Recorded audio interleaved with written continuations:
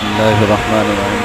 এটা হলো হারাম শরীফের যে গ্রাউন্ড ফ্লোর আছে, যেটার উপর দিয়ে মানুষ চলাফেরা করে, এই গ্রাউন্ড ফ্লোরের নিচ দিয়ে এটা হলো রাস্তা। এখানে চতুর্মুখী রাস্তা, বাস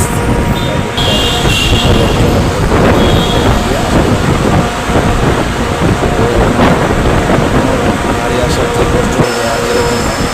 গ্রাউন্ড ফ্লোরের মাধ্যমে যেদিক থেকে সেদিক যেতে পারতেছে।